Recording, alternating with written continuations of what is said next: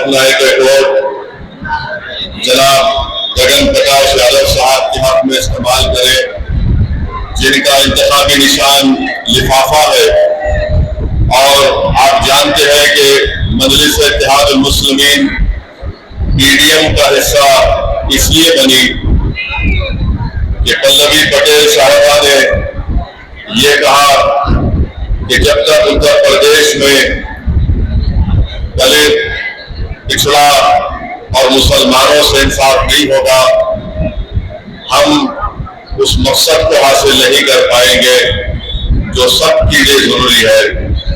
इसीलिए मजलिस इत्तेहादुल मुस्लिमीन ने पल्लवी पटेल साहिबा का साथ दिया और मैं आपको इस बात पे यकीन दिलाता हूँ कि इंशाअल्लाह ताला ये जो हम पीडीएम का हिस्सा बने हैं, ये सिर्फ पार्लिमानी इंतखाबात की हद तक महदूद नहीं रहेगा, बल्कि हमने तय किया और हमारी पूरी कोशिश होगी कि ये पीडीएम में जो एमआईएम पार्टी शामिल है, ये इंशाअल्लाह ताला हम उत्तर प्रदेश की जब विधानसभा होंगे उस वक्त तक हमारी लड़ाई जारी रहेगी। मेरी आपसे गुजारिश है कि आप पीडीएम को मजबूत करें और उसको मजबूत करने का बेहतरीन तरीका ये है कि आप 1 जून के दिन अपने वोट का सही इस्तेमाल करिए। याद रखिए, वोट एक अमानत है और इस अमानत का आपको अच्छी तरीके से इस्तेमाल करना जरूरी है। अजीज़ान मिल्लत, आप इस बात से वाकिफ हैं कि पिछले 10 साल से इस मुल्क के हमारे वतन अजीज के वजीर आजम मोदी है और 10 साल में हमने वो तमाम नज़ारों को देखा, वो तमाम चीजों को हमने और आपकी आंखों ने देखा। मेरे अजीज दोस्तों और बुजुर्गों, 10 साल में जब से बीजेपी इख्तिदार पर दिल्ली में आई है, मैं जिम्मेदारी के साथ इस बात को आज कह रहा हूँ आपके दरमियान में।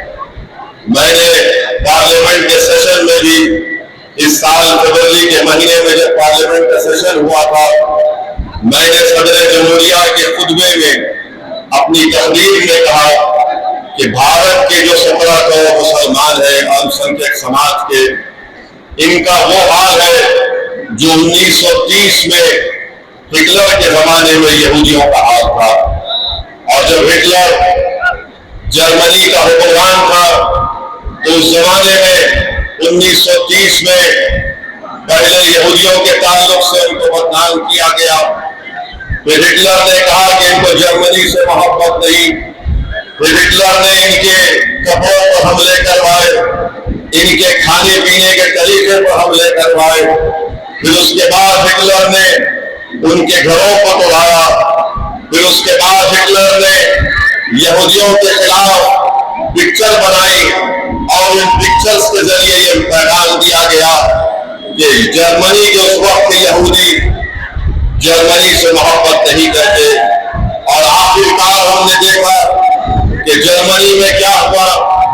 जर्मनी में दुनिया ने देखा कि 60 लाख से ज्यादा यहूदियों को हिटलर ने गैस के चेंबर में डाल दिया।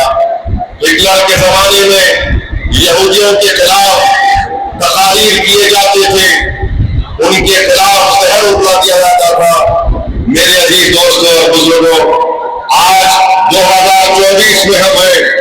2014 से 2024 तक हम देखेंगे तो जो कुछ हिटलर ने 1930 में यहूदियों के साथ किया था, वो तमाम के तमाम निशानियां, वो मिसालें आज हम दे सकते हैं हमारे वतन अजीज में। तो इसीलिए मेरी आपसे अपील है कि जहां तक अल्लाह मेरी आवाज को आपके जरिए से या अपने फजल से पहुंचा रहा है, अपने वोट का सही इस्तेमाल करिए। और मैं आपको बता रहा हूं कि अगर हम वतन अजीज में एक इज्जत बाइज्जत जिंदगी गुजारना चाहती है, हम वतन अजीज में हम ये चाहते हैं कि हमसे इंसाफ हो, अगर हम ये चाहते हैं कि हमारा मुल्क मजबूत हो, तो ये बहुत जरूरी है कि भारत की राजनीति में मुस्लिम अक़लियत को उनका मुकाम मिले। आप कई सालों से कभी आपके हमारे बुजुर्गों ने उत्तर प्रदेश में कांग्रेस का साथ दिया, फिर लोकदल का साथ दिया, फिर जनता दल का साथ दिया, बीएसपी का साथ दिया, समाजवादी का साथ दिया। मैं आपसे एक ही बात करके क्या आप और हमने क्या हासिल किया बताइए आप? किसने आकर हमारे घर में कलाम चलाया? किसने हमारे नौजवानों पर जुल्म जब हो रहा था उनकी मदद के लिए आगे आए? किसने आकर हमारी बस्तियों में स्कूल खुलवाए? किसने हमारे महलों में रोड और सफाई का इंतजाम किया? मेरे अजीज दोस्तों और बुजुर्गों, मेरी आपसे दमन गुजारिश है कि याद रखिए, जब तक आप वोट लेने वाले नहीं बनेंगे हम नाइंसाफी का शिकार होते रहेंगे। हाँ, आज मोदी है, कल मोदी नहीं रहेगा, मगर जब हम क्या करेंगे, जब एक और मोदी आ जाएगा तो फिर हमारा इख्तियार और हमारा बर्ताव क्या होगा?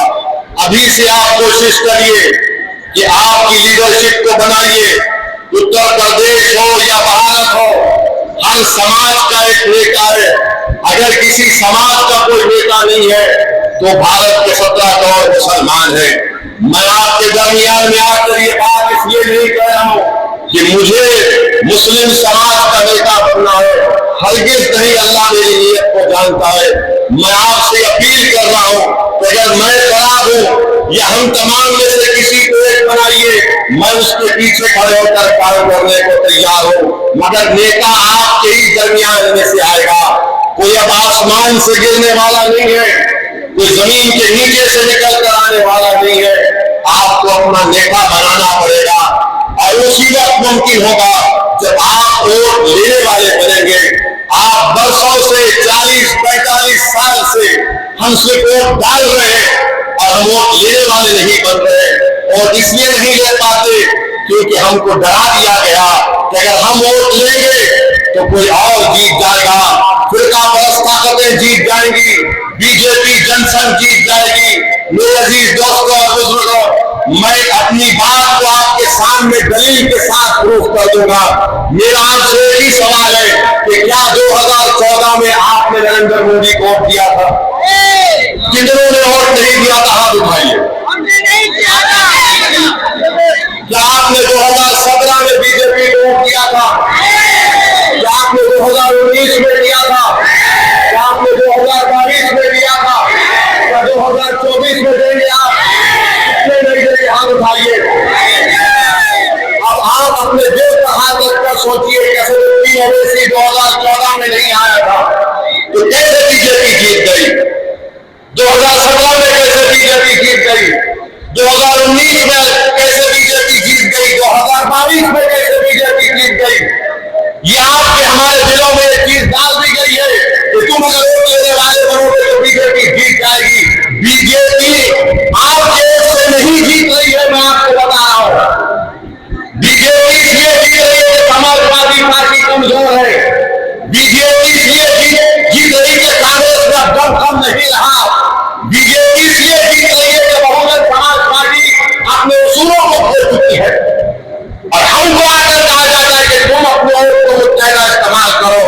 कभी इनसे कोई नहीं कहता कि समाजवादी अपना वोट मुत्तैदा इस्तेमाल क्यों ना करे, कांग्रेस के लोग अपना मुत्तैदा वोट क्यों इस्तेमाल ना करे, मगर जब चुनाव आता है तो हमको कहा जाता है जिंदगी और मौत का इलेक्शन है। यकीनन ये बहुत नाजुक इलेक्शन है, मैं भी मानता हूं, मगर मेरे अजीज दोस्तों और बुजुर्गों, आपको मेरी बात पर गौर फिक्र करना। यकीनन बीजेपी को हराना है इंशाअल्लाह ताला। यकीनन नरेंद्र मोदी को तीसरी मर्तबा इस मुल्क का वज़ीर आज़म बनने से हम तमाम को रोकना है।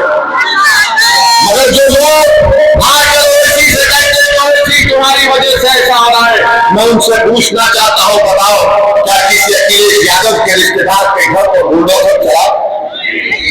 क्या किसी अखिलेश यादव परिवार के लोगों को हत्या की गई एनकाउंटर के नाम पर?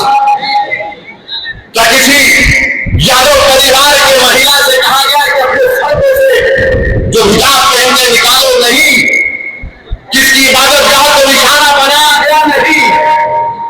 किसी को हथकड़ियों में गोली मारी गई तो यादव भाई और करामती का बोला? किसी को जेल में जहर दे दिया गया तो उसका नाम असदुद्दीन ओवैसी था या ये बात पर आपको सोचता है। हाँ, मेरी इन बातों से मुझे बदनाम किया जाता है, मगर मुझे अपनी बदनामी की फिक्र नहीं है। अरे हमको सच्चाई को बयान करना, अगर हम सच्चाई को बयान नहीं करेंगे और हिकमत को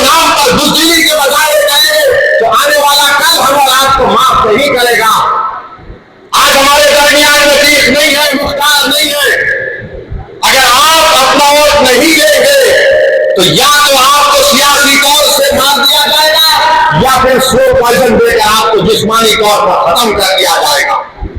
फैसला आपको करना है। और लोग बोलते हैं कि बताओ क्या हो जाएगा अगर हम पीडीएम का साथ देंगे।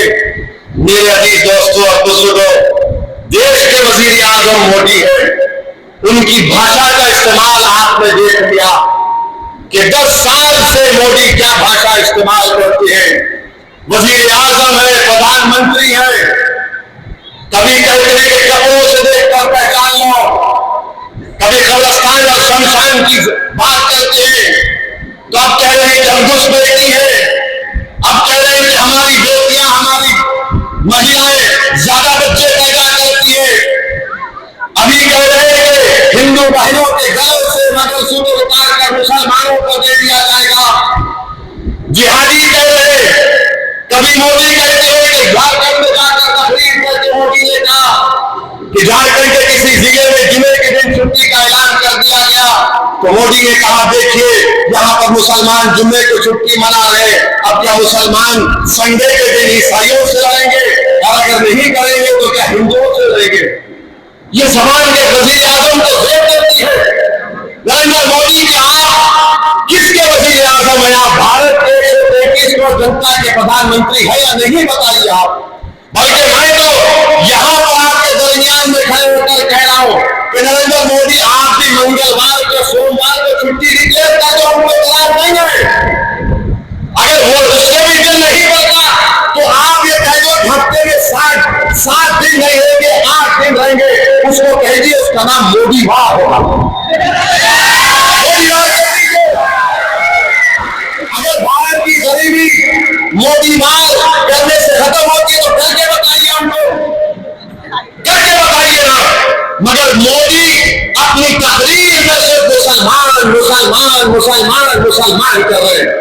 नरेंद्र मोदी हिंदू भाइयों में भी बहुत गरीबी है, हिंदू बैकवर्ड क्लास के भाई बहनों में बहुत गरीबी है, बेरोजगारी है, दलितों में बेरोजगारी है, गुर्बत है। बताओ मोदी तुमने उनके लिए क्या किया? तुम तो गाली हमको दे रहे हो, मगर बताओ इनके लिए आपने क्या किया? मोदी के पास कोई जवाब नहीं है। आप बताइए कि क्या कोई प्रधानमंत्री ऐसा इस जबान को इस्तेमाल कर सकता है कि जुमे के दिन ऐसा कर दिए कि मुसलमान हिंदू से लड़ना चाह रहे, मुसलमान ईसाई से लड़ना चाह रहे। देश के प्रधानमंत्री आप क्यों लड़ना चाह रहे? आप क्यों लड़ना चाह रहे? अरे यहाँ पर इस मुल्क में वतन अजीज में भारत में अल्पसंख्यक समाज मुसलमानों की 1200 साल की तारीख है। ये मेरे अल्फाज नहीं है, मौलाना अबुल कलाम आजाद के अल्फाज है। उन्होंने कहा था कि हमारी ये रोशन तारीख है, मैं इसको छोड़ने को तैयार नहीं हूं। आज हमारे भारत के प्रधानमंत्री एक पार्लियामेंट इलेक्शन में हर चीज की जिम्मेदारी मुसलमान मुसलमान मुसलमान मुसलमान कर चुके हैं। देश के प्रधानमंत्री अब कह रहे हैं कि हम आरक्षण जो मजहब के नाम पे दिया जा रहा है अब उसको ले लेंगे। मैं प्रधानमंत्री को बताना चाह रहा हूं, नरेंद्र मोदी जी उत्तर प्रदेश में, गुजरात में, कर्नाटका में, जहां जहां बड़े बड़े प्रदेश हैं वहां पर रिजर्वेशन मुसलमानों को मिल रहा है, अंसारियों को मिलता है, कासगर को मिलता है, कसाब को मिलता है, कुरैशी को मिलता है, चाक को मिलता है, तेली मकीन को मिलता है, दर्जी को मिलता है, इदरीसी को मिलता है, फकीर को मिलता है, सलमानी को मिलता है, सैफी को मिलता है, हजाम को मिलता है, सक्का को मिलता है, अब्बासी को मिलता है, शेख सरवर को मिलता है, मोची को, अंसार को, मंसूरी को मिलता है मोदी जी। और देश के प्रधानमंत्री बोले किसी को छीन कर दे दिया जाएगा।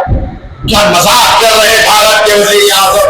मगर याद रखो 1930 में भी ऐसी होता था। हिटलर के जमाने में यहूदियों को बताकर हिटलर बोलता था ये सब चीज तुम्हारा ले लेंगे। अब लोग दुनिया ने देख लिया कि क्या हुआ, किसका लाभ मोमेंट हुआ। अब तो पिक्चरें बनाई जा रही है। मैं तो उन पिक्चर बनाने वाले जालिमों से दोबारा कहूंगा, अरे तुमको शर्म नहीं आती? चुल्लू पर पानी में डूब पड़ो। तुमको भारत में गरीबी नजर नहीं आती? तुमको भारत के नौजवानों की बेरोजगारी नजर नहीं आती? तुमको महंगाई नजर नहीं आती? तुमको मुफ्त कैसी नजर नहीं आती। ये सारे पिक्चर बनाने वाले मुसलमानों का थूक चाटते हैं, जो जमीन पर हम थूकते हैं पिक्चर बनाते हमारे खिलाफ। सालिमों को अपना पेट भरने के लिए कब तक भारत को छोड़ोगे? बनाओ पिक्चर बेरोजगारी पर, नहीं जब जिहाद, कश्मीर, सुलह बोलिए, सब झूठ पर और पिक्चर बनाते हैं। और हद तो यह है कि देश के प्रधानमंत्री कहते पिक्चर अच्छी है, जाकर देखो। नरेंद्र मोदी, ये हमारी बदकिस्मती है कि आप देश के वजीर आजम बन गए। अगर आप मुंबई में जाकर एक्टिंग करते तो भारत के लिए दुनिया के बहुत बड़ा एक्टर होते, पूरे दुनिया के अवार्ड आपको ही दिए जाते। आपने कभी सुना किसी इंसान को कहते हुए कि मैं अपनी मां के पेट से पैदा नहीं हुआ? कभी सुना आपने? मैं तो अपनी मां की पेट से पैदा हुआ, मां के करम से। आप सब भी पैदा होगा। मोदी जी बोलते नहीं, कैसे पैदा हो भाई? देश के प्रधानमंत्री कह रहे और कह रहे हैं कि मुझे अंतर वाले में खास मकसद के तहत भेजा। क्या मकसद है आपका बताइए? गंगा में लाशें बह रही थी कोविड के दौरान, नरेंद्र मोदी के आपको दिखाई नहीं दिया? उन लाशों को कुत्ते कर खा रहे थे। भारत के युवाओं का मुकद्दर आपने बेरोजगारी बना दिया। उत्तर प्रदेश में जहां पर पेपर लीक हो जाता है और यहाँ के मुख्यमंत्री दावा कहते हैं कि किसी बादशाह की आत्मा आ गई। बाबा, आपको आत्माओं से की मोहब्बत क्यों है बताइए? कैसे आप आत्माओं को पहचान लेते? हम भी पूछना चाहते हैं बाबा से, ये आत्मा आ गई कहां से? पेपर लीक या नाथुराम गोडसे की आत्मा ने लीक किया था? बताओ महाराज। पेपर लीक हो गया उत्तर प्रदेश में, नौजवान परेशान है। वो नौजवान हिंदू भी है, मुसलमान भी है, बैकवर्ड क्लास का भी है, कुर्मी है, कुशवाहा है, यादव है, दलित है, काशी है, सब है, आदिवासी है। मगर नरेंद्र मोदी सिर्फ मुसलमान मुसलमान मुसलमान करते और मोदी जी झूठ कहते हैं। उन्होंने कहा कि रमजान में मैंने इजराइल से कहा कि जंगबंदी कर दो। नरेंद्र मोदी, इतना तो झूठ मत बोलो। झूठ बोले काला कौवा काटे। आप बताइए कि इजराइल बमबारी अपनी जारी रख रहा है। आज कल राफा में 45 लोग मारे गए रेफ्यूजी कैंप में। भारत क्यों नहीं कहेगा? मोदी को बोलो, नेतन्याहू से कहो कि जंगबंदी करो।